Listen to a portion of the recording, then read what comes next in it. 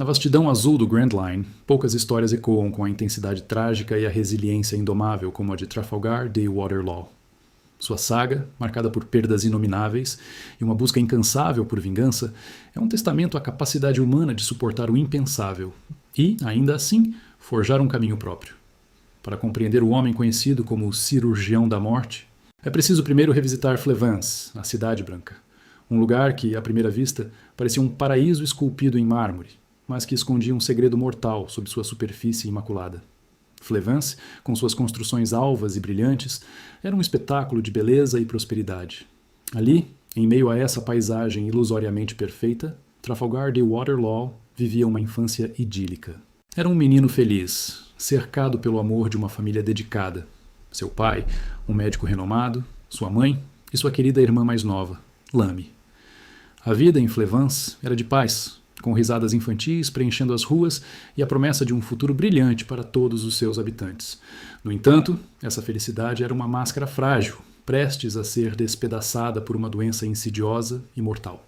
A verdadeira face de Flevance era a do chumbo âmbar, um mineral precioso que, ao longo de gerações, acumulou-se nos corpos dos cidadãos, transformando-se em uma praga incurável. A pele dos infectados gradualmente adquiria uma tonalidade branca, e a vida esvaía-se em um sofrimento excruciante. O governo mundial, ciente da condição e de sua natureza contagiosa, covardemente optou por ignorar o sofrimento de Flevance, selando o destino de seus moradores. A doença escalou, o pânico tomou conta, e a outrora vibrante Cidade Branca foi isolada do mundo, seu povo condenado ao esquecimento e à discriminação. O que se seguiu foi um dos capítulos mais sombrios da história, o massacre de Flevance. Sob o pretexto de quarentena, o governo mundial aniquilou a cidade, transformando-a em um inferno de chamas e sangue. Law, com apenas 10 anos, testemunhou o horror indizível. Viu sua família, seu pai, sua mãe e Lamy sucumbirem à doença e, em seguida, serem brutalmente abatidos. Os gritos, as chamas, o cheiro de morte, tudo se gravou em sua alma, corroendo sua inocência e deixando apenas a dor crua da perda. Ele foi o único sobrevivente.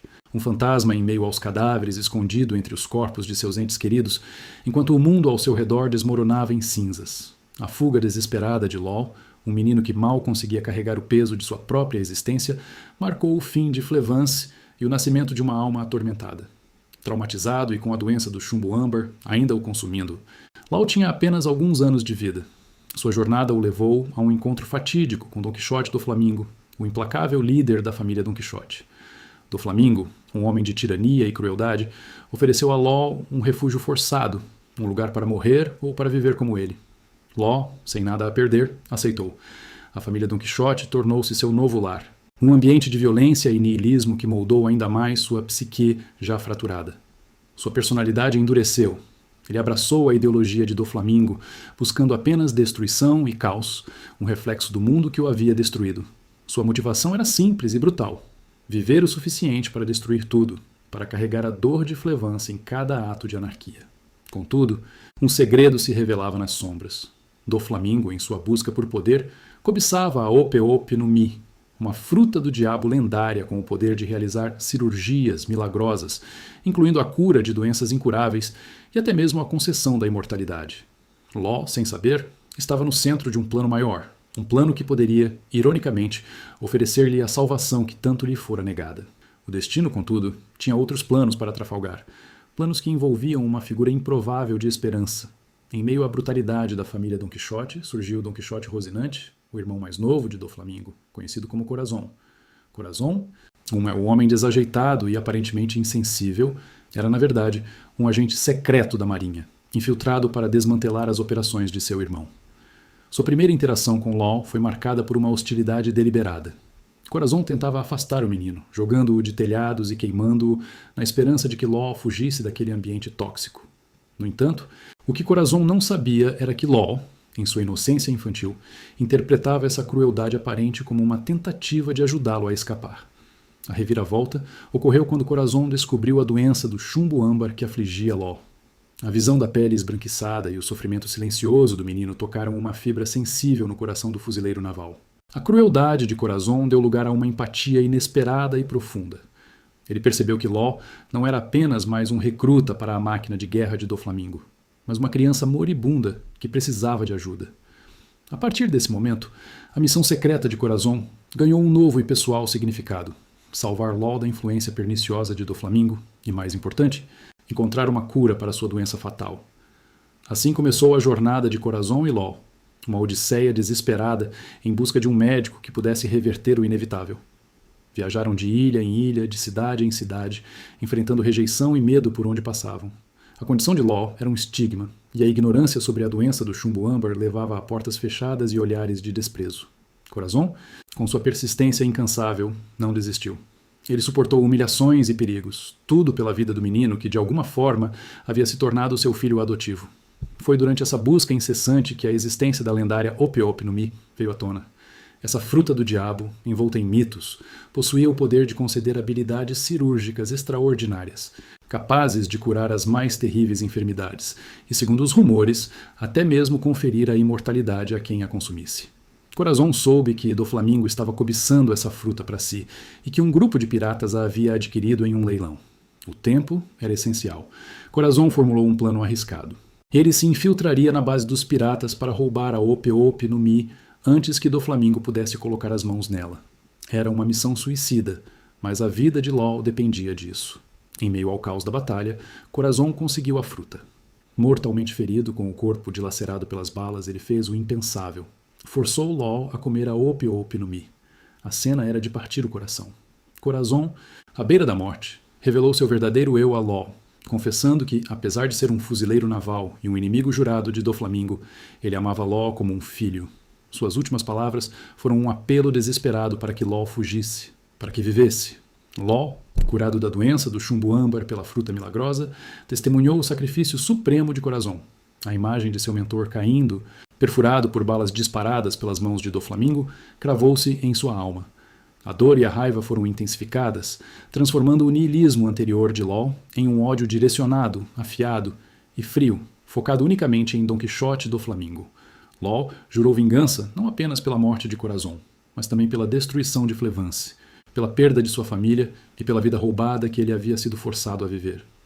A fuga de Law, com o coração em pedaços, carregava a memória e o legado de Corazon. A semente da vingança fora plantada e aguardava pacientemente o momento certo para florescer, transformando o menino traumatizado, no futuro, cirurgião da morte. A semente da vingança, plantada na alma de Law, germinou lentamente, nutrida pela dor e pelo sacrifício de Corazon.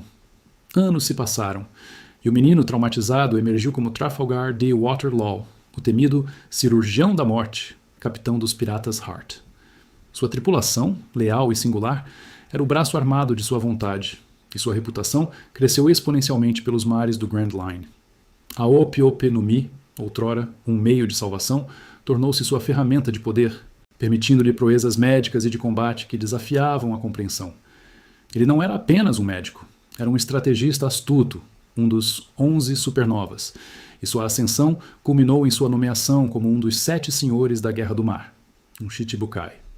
Essa posição, aparentemente um acordo com o governo mundial, era, na verdade, uma peça crucial em seu intrincado tabuleiro de xadrez. Law não buscava poder pelo poder, mas sim uma plataforma, uma vantagem estratégica para seu objetivo primordial: a queda de Don Quixote e Doflamingo. Ele havia estudado seu inimigo, compreendido suas fraquezas e elaborado um plano meticuloso, utilizando a guerra iminente entre Doflamingo e Kaido, um dos 4 imperadores, como a alavanca perfeita para sua vingança.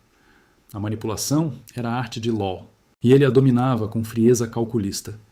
A peça final em seu plano complexo surgiu na forma de Monkey D. Luffy, o capitão dos chapéus de palha.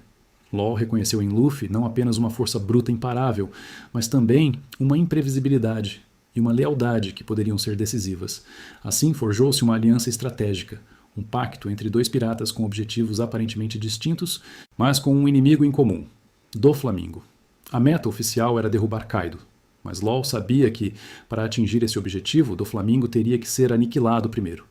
A jornada os levou a Dressrosa, o reino paradisíaco governado por Doflamingo, um local onde a fachada de prosperidade escondia segredos sombrios de tirania e escravidão.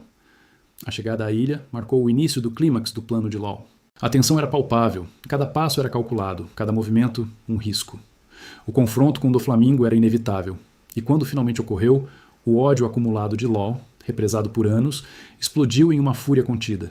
Ele enfrentou seu antigo mestre, o homem que havia roubado sua infância, matado seu mentor e destruído com uma determinação gélida. A batalha foi brutal.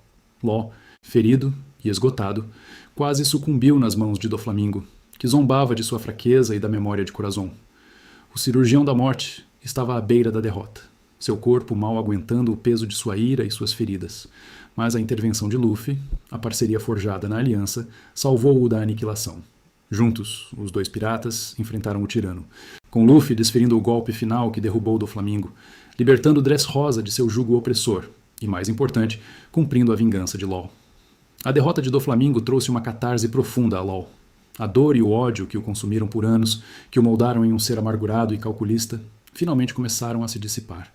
A memória de Flevance, de sua família e, acima de tudo, do sacrifício de Corazon, não era mais uma ferida aberta, mas um legado honrado. Law não buscou a paz na destruição de Doflamingo, mas sim na libertação que essa destruição trouxe. Ele continuou sua jornada como pirata, mas com um novo propósito. O niilismo de sua juventude foi substituído por uma compreensão mais profunda da vida e da morte, do sacrifício e da liberdade. Law encontrou sua resolução não em se tornar o mestre da morte, mas em proteger aqueles que ele se importava, em continuar o legado de Corazon que o ensinou o valor da vida em meio à escuridão. Sua vingança estava completa, mas sua história estava longe de terminar, agora trilhando um caminho onde a liberdade e a proteção dos seus eram as novas bússolas de seu coração.